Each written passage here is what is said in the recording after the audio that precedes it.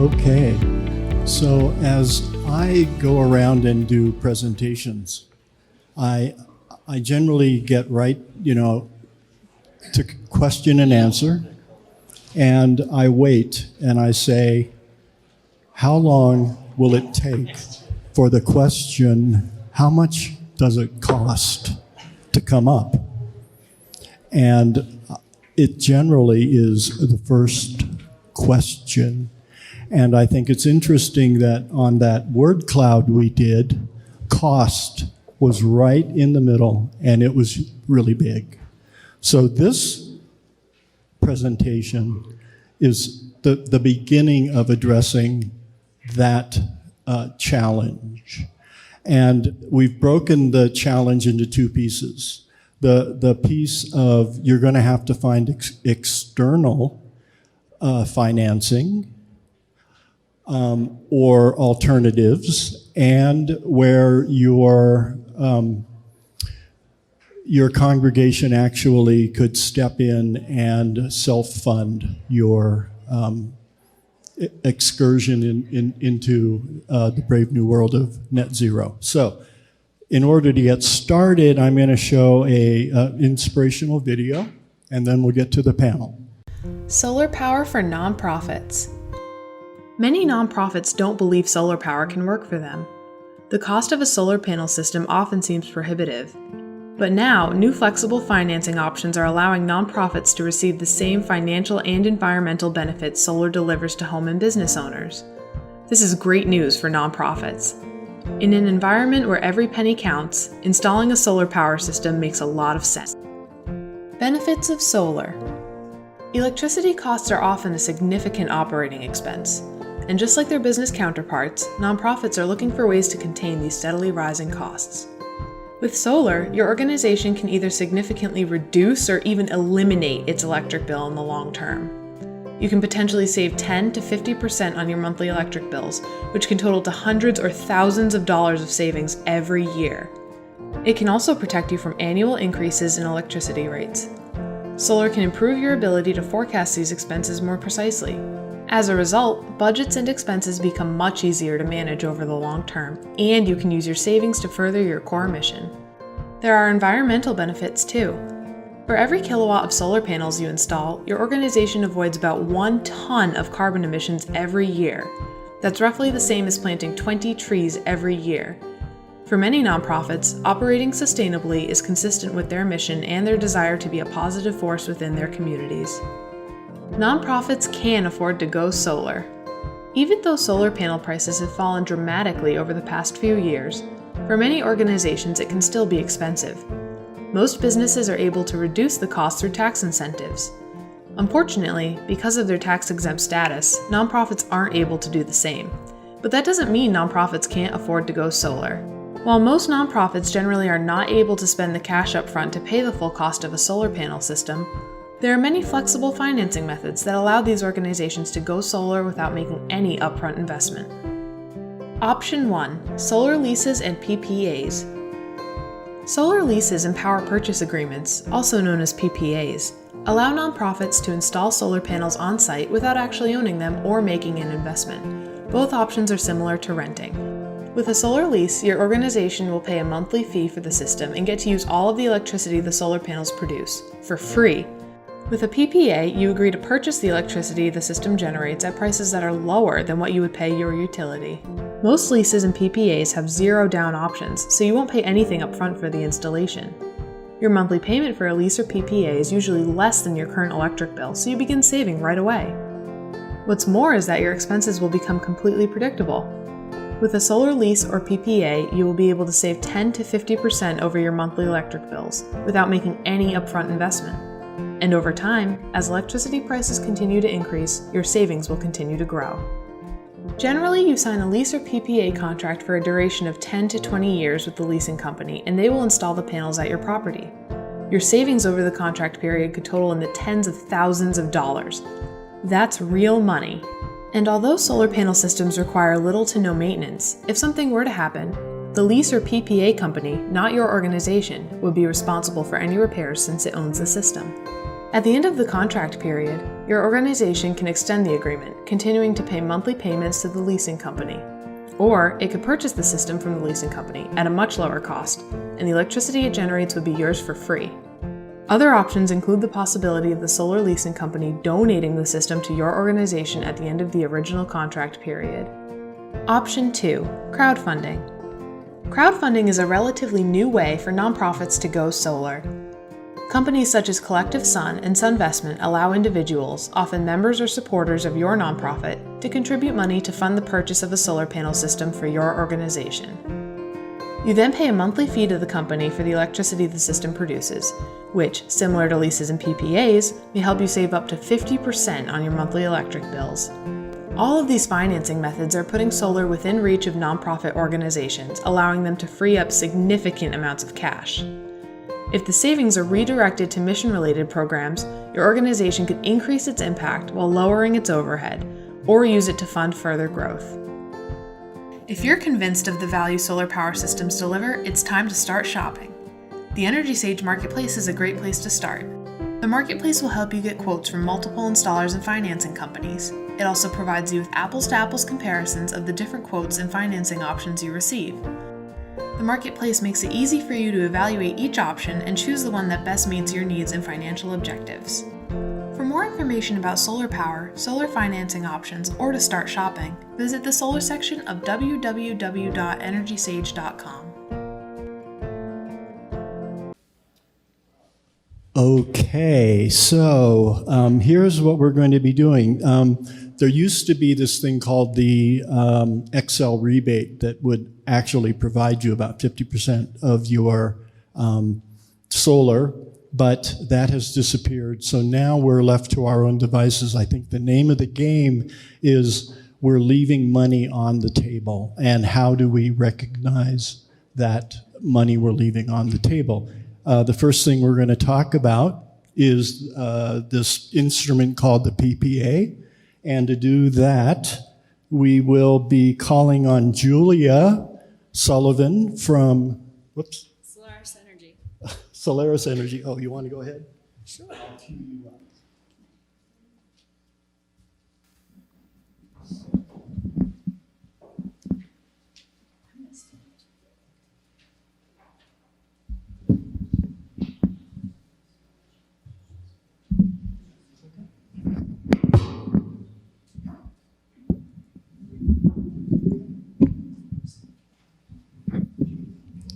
All right, solar options for congregations. So first I want to tell you a little bit about who I work for. So our company actually started as a nonprofit about 15 years ago called the Atmosphere Conservancy. And we were specifically working with nonprofits and municipal governments to try to get them access to clean, affordable solar power. The first challenge we encountered was how to finance that. None of the banks we approached were interested at the time, and they couldn't take advantage of any of the tax credits. So our president turned around to all of his friends and said, hey, we should put together a fund to help finance projects for our communities. So that is how the Solaris Investment Group got its start. And as we started investing in projects across the country, we founded Solaris Energy to manage those assets and manage the development side of things. So I work for Solaris Energy, but our mission still remains to help communities get access to clean, affordable power. And that's me. I have been working in the industry for 10 years. So I started at the same time that Obama started as president, just for scope. So you're thinking about going solar. These are examples of different nonprofits or governments that we have worked with across the country to help them get access to solar. As you can see, it's a pretty diverse group. You've got everything from schools to municipal governments. We've got tribes, credit unions, banks, congregations, etc. We're happy that you're interested in joining the broader community-based groups that are interested in doing solar.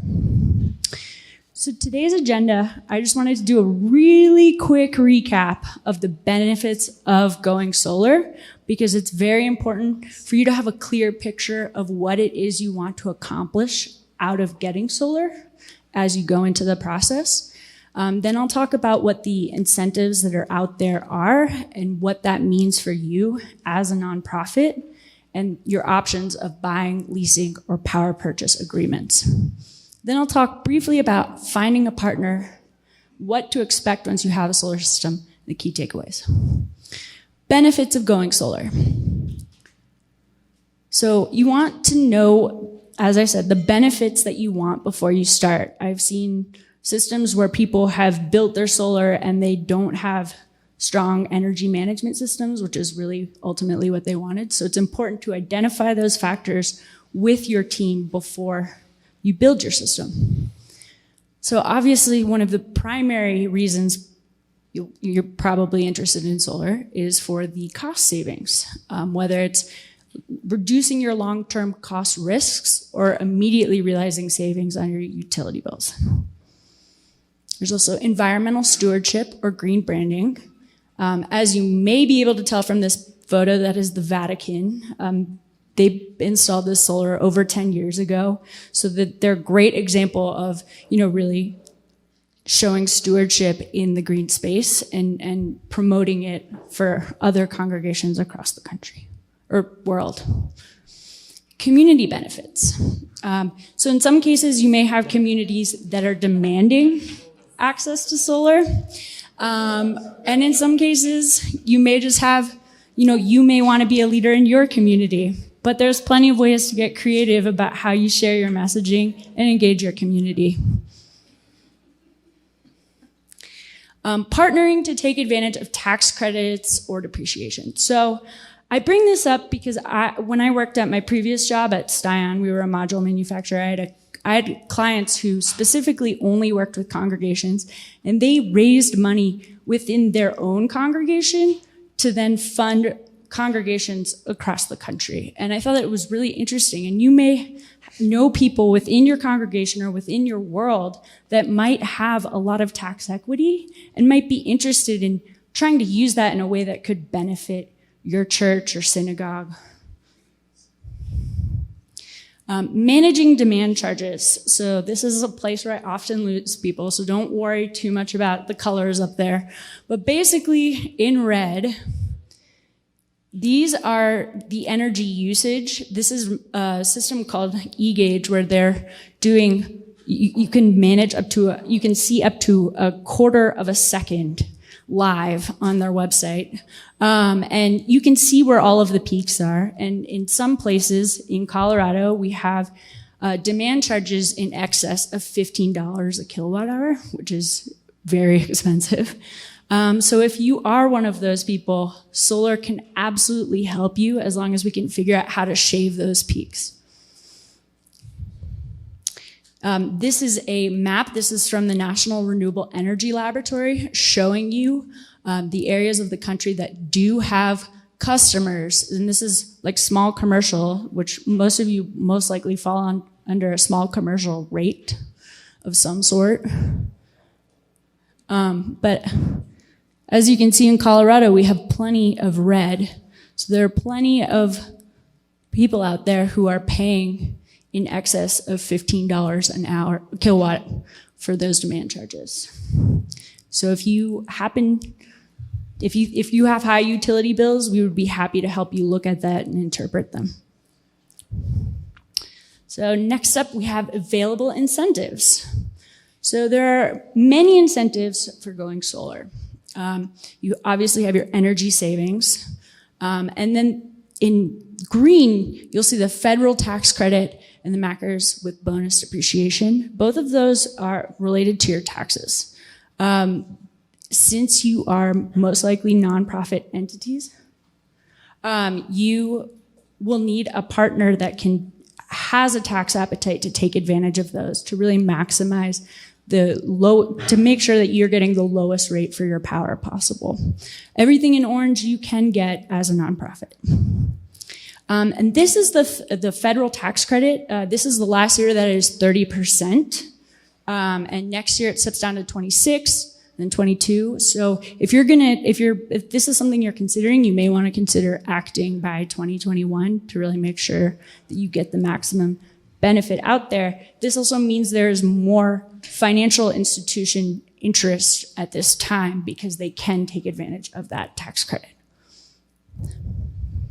Sorry. Buy, lease, or purchase. So we highly recommend for nonprofits that you consider power purchase agreements because you can benefit from all of the tax benefits, and those benefits are passed along to you in your end price, the price that you're paying for the dollars per kilowatt hour price. And you don't have to purchase, but you have the option to purchase, typically after 6 years, because after that point, all of the tax benefits have been realized and no one will get in trouble with the IRS. If this is a sample project in Excel territory in Colorado, if you were to purchase a 250 kilowatt system for your church, it would be approximately $425,000 versus if you were to purchase that power through an agreement. This is a rate we came up with for Excel territory in Colorado at 6.5 cents roughly per kilowatt hour. So it's pretty affordable. Partnering up. We really recommend, a lot of people rush into the process and put out a request for proposals, and what happens is, I've been in situations where there were upwards of 200 proposals and I was told we had a 90% chance of winning. And you put a lot of time into those studies and then a lot of that work gets wasted. And really what I think is, so from an industry standpoint, it's something we kind of look down upon, but I think it's more important to find a partner who's really going to take care of all of your interests and produce a project that has the impacts that you care most about. And that's going to be there for you in the long term. Just so you know, most solar companies were formed within the last 10 years. So when you're looking for a partner, even if they were established in 2009, they probably have built quite a reputation and portfolio since then.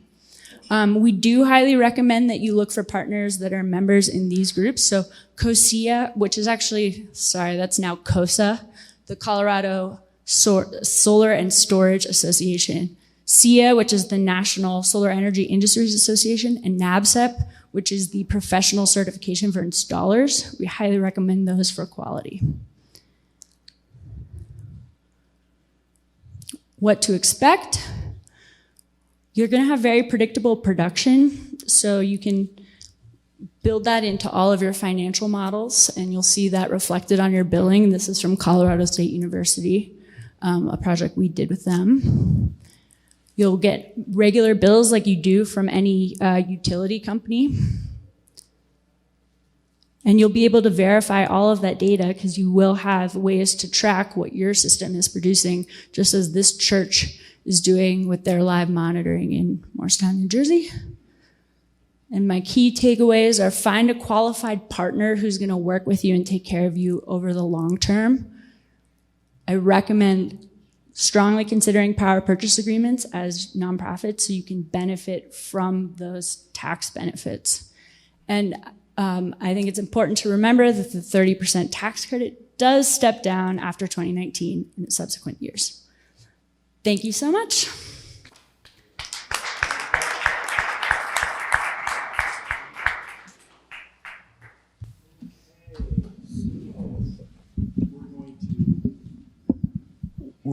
We're going to move to, it says, does it still say Kelly?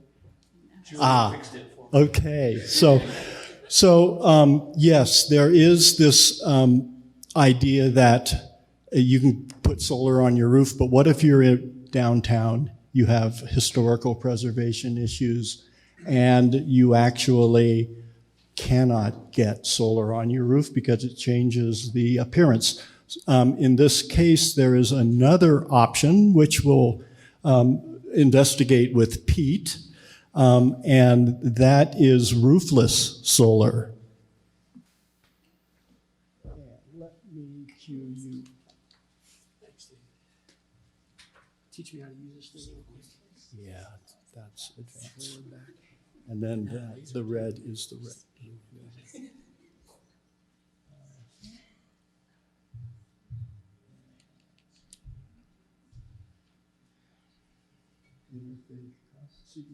That's us.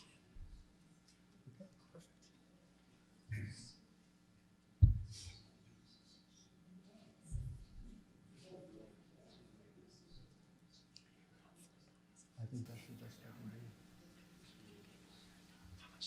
can do. Okay. All right, thanks. Hey, everybody. Wanted to say thank you for sticking around this late in the day. It's really exciting to run into a group of people that are this excited about renewable energy and learning about it to stay this late. The event's been really great. Thank you, David and John and Tony, everybody for putting it on. So what I'd like to do is just talk a little bit about who we are, what we do. We're sort of sandwiched in a panel of finance experts. Our program is a solar offset. So we're a way to reduce your bottom line electric costs with the benefits of solar, nothing on your roof or property. So we're a solar option. So our company is called Clean Energy Collective. Our product is branded as roofless solar, okay? So that is roofless solar. We, as Clean Energy Collective, we were formed in 2009. We're celebrating our 10th year anniversary. Our first array was for Holy Cross Energy up in Basalt. Since then, we've come a long way. We have built 12 facilities for Excel, I think 7 here in the Denver-Boulder area. We have 81 facilities around the country in 16 states. And the stats are here, about 104 megawatts online of these things. Some people call them solar farms, solar gardens. If you have traveled out to Denver Airport off of Pena, we have a couple of facilities out there. We have facilities out by Buckley Air Force Base, the Capped Landfill in Boulder, the Pickle Farm in Fort Collins.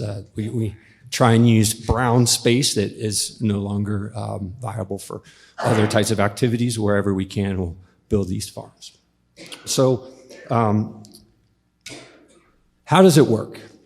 So basically, we build the solar farms at the request of utility. We set up a community solar program. You, as a congregation or an individual, can participate as well. You participate by purchasing a portion of that solar farm that I showed you. The sunlight hits the panels, produces clean, renewable energy. The utility buys it, and you get bill credits on your electric bill to reduce your bottom line kilowatt hour charges.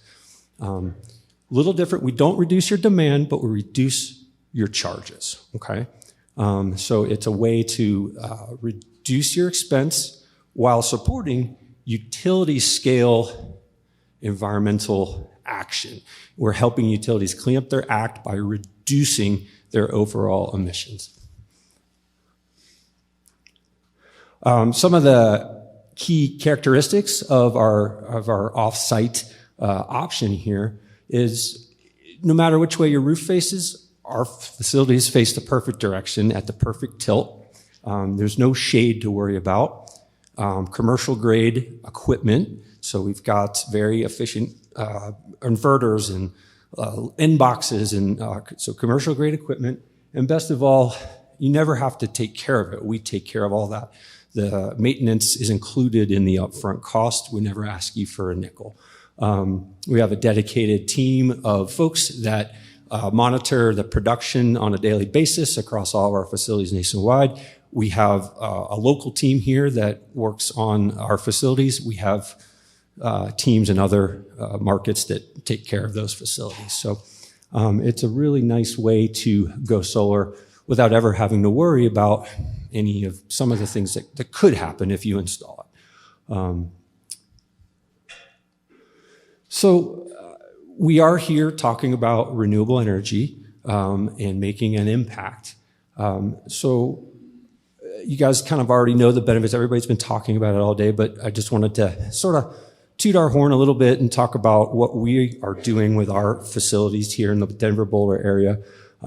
It's projected that we are offsetting 180 million pounds of CO2 over 20 years, 206 million miles of car miles driven avoided, in the equivalent of a lot of trees being planted.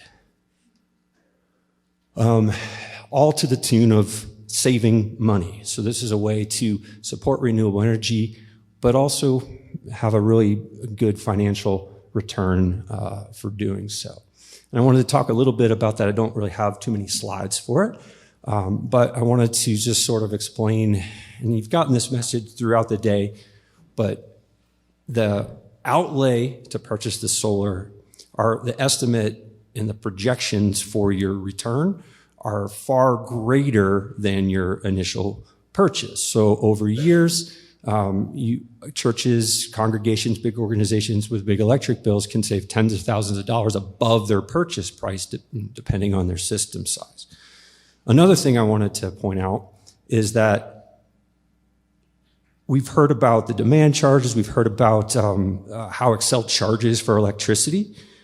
One of the great things about looking at off-site roofless solar for a congregation is the way you use electricity. I told you earlier, Xcel is going to credit your bills based on the solar production. You're going to get a bill credit. Well, when you're on an SG variable tariff rate, that bill credit changes depending on the way you use electricity. I won't get into the specifics, but I will just say churches and golf courses get the very best solar bill credit rate. I don't know why you guys are in competition with each other a little bit on Sundays, but you get the best bill credit. A good bill credit is what is going to produce a good financial return. It's going to be a fast payback. It's going to save you extra money that way versus what's going on residentially. So, to conclude, this is one of our facilities. It's the Lowry Hangar there. So I thought I was clever when I said be a part of history. That's a museum. We're in a historical time where solar renewable energy is really becoming a mainstream thing to consider, to think about. People are doing it, but it's still kind of new. So by participating now, you get the chance to take part in that action. I've heard people say, I heard a four-letter word earlier about let's do something.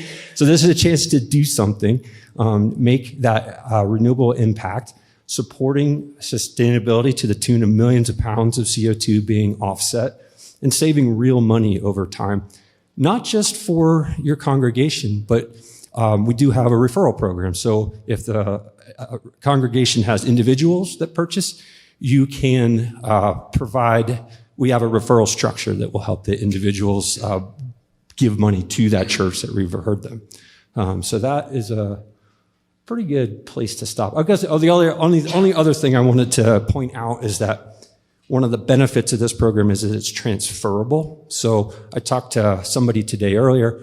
They have a campus. It's expanding. They're building more buildings. If you were to make a purchase today and you expanded, you can transfer the offsite solar system to different electric counts that might be in your name. So anyway, my name's Pete. I'm with Clean Energy Collective. Come see me. Thank you very much for having us.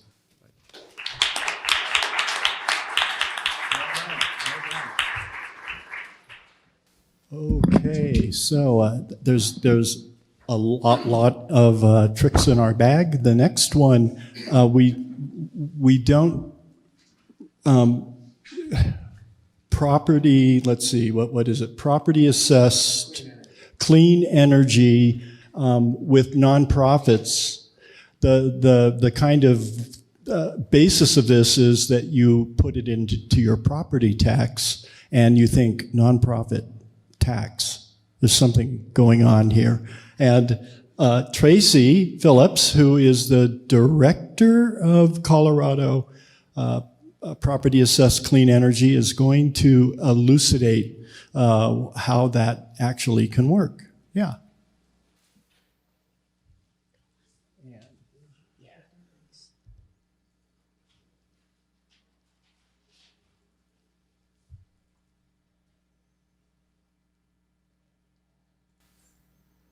So yeah, while David, all right, we got it queued up. So yeah, my name is Tracy Phillips. Like David said, I'm the director of the Colorado CPACE program. I know we had, for those of you that were here earlier, Ambra was talking about Partners for a Clean Environment, which is PACE as well. That's just a program specific to Boulder County. What I'm talking about here is a nationwide financing mechanism. We're one of 47 programs in the country, actually, one of the few statewide PACE programs in the country. So I'm going to explain to you what it is and why it's fairly powerful. So I've been doing energy consulting for about 23 years now. I've developed a lot of different types of projects. There are two arguments I always heard from an owner. One is I don't have the money to do this. Or the second is, and this isn't really applicable to you, but to many building owners, I don't know how long I'm going to be in the building, right? So I don't want to invest in things, sell the building 7 years from now and never see a return on my investment. And that's where PACE becomes a very compelling, different financing option that's unique for basically three reasons. So the first is it's 100% financing. That covers all your hard costs, all your soft costs. There's no out of pocket. The second is it's long-term financing. It can be up to a 25-year term. So you compare it to a traditional loan, 30% out of pocket over 7 years. Here we're talking no out of pocket over 25 years. It's much easier on you in terms of your payments. And the third, this is what really makes it different and compelling, is it's an assessment that's placed on the property. And like David said, you essentially pay it back through your property tax bill, right? But if you're a nonprofit, you don't pay property taxes. Nonprofits get assessments placed on them all the time. Sewer assessments, sidewalk assessments, snow removal assessments, whatever. So even though you don't pay taxes, you may still get a bill from the county currently with any other assessments on your property. And if you don't, then you would, if you use this financing, you'd start to get a bill from the county, no taxes on it, but it'll have that CPACE assessment, X dollars, and that's how you make your payments. So once a year or twice a year, you would make your payments for the CPACE loan. So, and we've done nonprofits all over the country, plenty of them. Here in Colorado, we did our first one, the Forney Museum in Denver used CPACE financing. And it's just every building has a tax ID number, whether you know it or not. You're already in the tax assessor's system. Okay. What'd I do? There we go. So what's eligible? Essentially any commercial, industrial, or agricultural building is eligible for financing. So this is not residential. It's commercial, industrial, or agricultural buildings. And essentially anything that has a utility cost savings is eligible for financing. So any energy efficiency, renewable energy, water conservation measure that you can think of is eligible for financing. If it saves $1 a year on your utility bill, you can finance it through CPACE. So solar projects represent about 30% of the projects that we do, but there's plenty of other projects. And the scale, the biggest one we've done in Colorado is $7.1 million financing for the Fiddler's Green project in Denver. The biggest in the country was a $40 million deal in California. So the sky's the limit. There's no project too big for the program. And I recently put on here too, so EV charging stations, I heard there was some talk about that earlier. They don't save energy, right? But the program has determined that they're in the spirit of what this program is trying to do, so they are eligible. So we have actually financed EV charging stations as part of our projects. And anything related to the project is eligible. So if you need to do any engineering design work, an energy audit, even things hard cost related, say you're going to do a new solar PV system, you need a new roof. Even if the roof doesn't save any energy by itself, you're not improving the insulation or anything like that, the roof is considered related to the solar. So the roof replacement is eligible. Or an electrical upgrade, replace the transformer to support your solar installation. All of these are asbestos abatement with a boiler retrofit. All of these are considered related to the project, so they're all eligible. It's truly intended to be 100% financing, no out of pocket. So this isn't really applicable to this audience, but I wanted to mention it. One of the things we launched here in Colorado, which was new to the PACE world, is new construction financing. So new construction, any new building that you build, if you build it to the 2015 Energy Code or better than the 2015 Energy Code, you can qualify for between 15 and 20% of your total construction budget through PACE. This is incredibly powerful to developers. And I did sustainable design engineering for a number of years, and we were talking earlier about ground source heat pumps, or I would have variable refrigerant flow systems, all these really cool things. None of them ever got in a building ever. They always got value engineered out at the end of the day. They looked at the budget. You said, Tracy, your system's way too expensive. Forget it. It's out. We're putting in this standard stuff. And it broke my heart, and I gave up sustainable design assistance because of that. But with this, the idea is that you have the cheaper access to capital to allow you to do all these cool things that we all want to do in our building. So it's brand new to the market. There's only been about a dozen projects financed, new construction projects in the country. We've actually done 7 of them here in Colorado, so really leading the charge. This is what our program's done to date. So we're still fairly new to Colorado. The word's still just getting out. But we have financed. Actually, I need to up, just on Monday, we closed another project. So we're up to 40 projects financed in Colorado, $40.2 million in financing. You could see projects have ranged anywhere from $60,000 up to, I mentioned earlier, the $7.1 million and everything in between.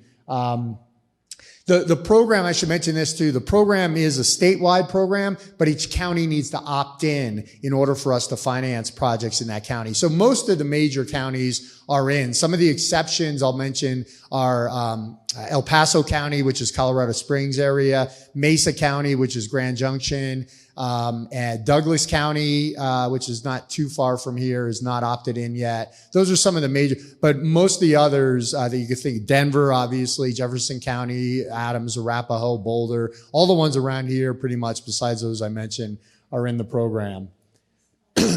So that's it. I tried to keep it short and sweet. All right.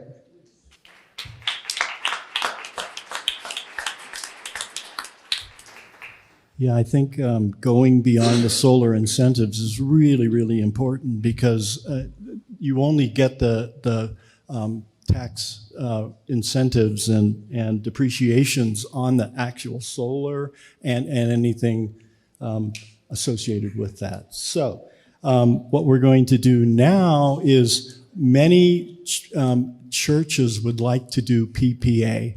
However, what they'll find is they may not have the scale that investment is actually interested in. So what we've done is we found David Wyatt with Bright Street, whose mission is to get solar, is to find your solar. And David's going to talk about this idea of getting smaller congregations into the program, as well as a little bit about what to look for in an agreement. Does that sound good? Sounds good.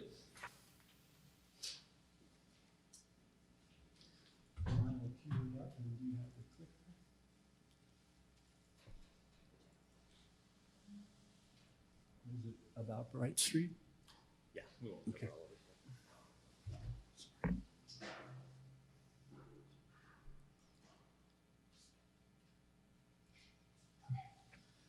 Thank you, David. Thank you, everyone. So there are so many great options. PACE is a great option. If you have the ability to pay cash, that's going to be your quickest savings.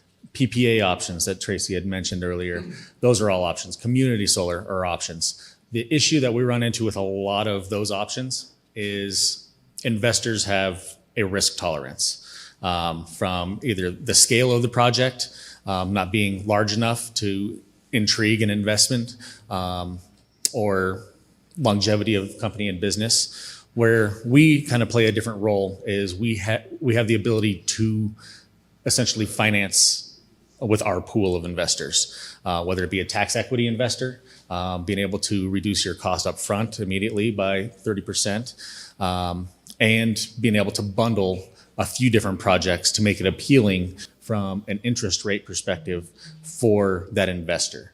One of the big things from a scaled project that we're looking for is that it's a win-win-win for everybody. It has to be able to help the congregation, the building owner, save money. If that's not going to be attainable, we immediately eliminate it and we're up front. make sure that our investors continue to make their rate based on their tolerance level that they have set forth to us, and that the tax equity portion is available to account for that scale. If you ask me for a $500 million investment, we probably don't have somebody that could back up and take that tax equity. That's why we do focus a little bit more on some of those smaller scale. If there's 3 20 kilowatt systems, that would probably be the same investor coming in with the same tax investor that's going to own those systems from a PPA standpoint to reduce the cost for your congregation and your building. So a little bit about Bright Street. We were founded in 2012 here in Colorado. We've been doing a lot of business in California and Colorado, strictly commercial in California. I'm pointing at the wrong thing, I apologize. So you'll see a wide variety of projects that we've been able to either find different kinds of financing. Mainly today we're focused on the nonprofit sector of the PPA, because there are 2 parts of those PPAs. Having that tax investor be available and having the funds, somebody that has that risk tolerance for a smaller scale type of system.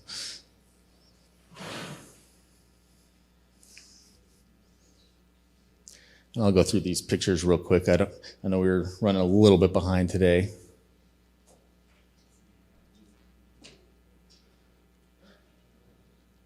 So she did a great job explaining what a PPA is, but here's kind of a visual on how the money flows for a PPA. So ultimately, when you have a PPA and you put up solar on your roof, you become the new power company, your own small power utility company, where you're able to come. So the different structures, because you can't put all PPAs in one particular box. Every single one of you would have a different need, a different threshold from how much you are willing to save. If you're looking to save 15%, and Group X is looking to save 20% on their monthly or annual utility scale, we would have to find different investors from our pool to accommodate that particular project for you. So ultimately, because we are the backbone of it, for the life of that project, we do our daily monitoring, your annual inspections of the project. So our investor, you would pay them directly in lieu of paying the Excel or IREA or Black Hills. So basically, they're your new provider, but your small power plant is on your property, and you're paying a reduced rate for that. I'm not going to redo what she said, because she did wonderful at that. But the big thing is don't ever stop trying to find an avenue. There are companies that do have minimum requirements, whether it's a Dun & Bradstreet rating or a principal's FICO score that you have to meet. There are other options out there. So don't be discouraged if you get told no by a particular company. Come to us. We can try to find out an avenue to make it a win-win-win situation for everyone. I'll wrap up quick if anybody has any questions on that. Yeah. So let's go first, and then you. Do you do any financing of storage in addition to the solar panels? So storage does add extra cost.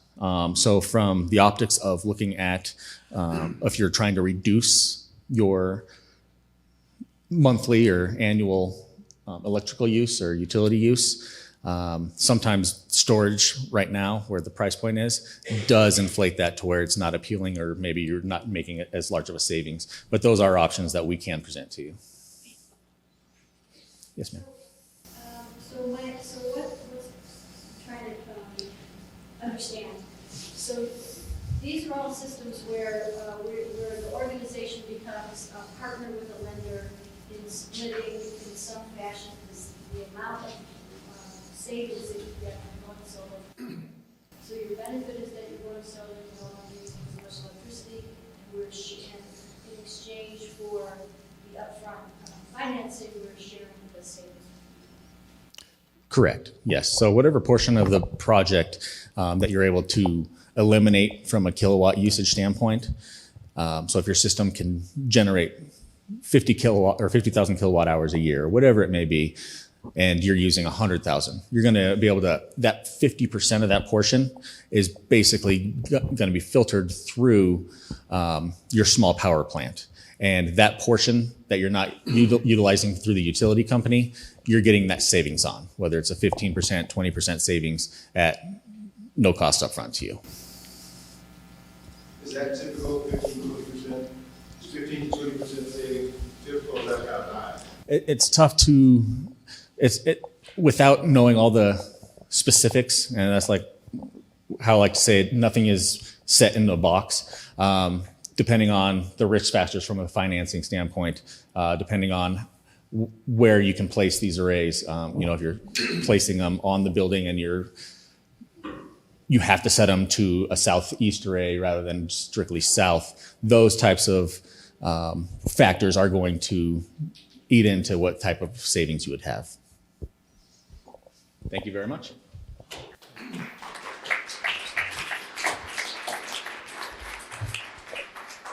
So I really want to thank the panel. We were 15 minutes behind when we started, and we're almost back on track. And it is a testament to your abilities here.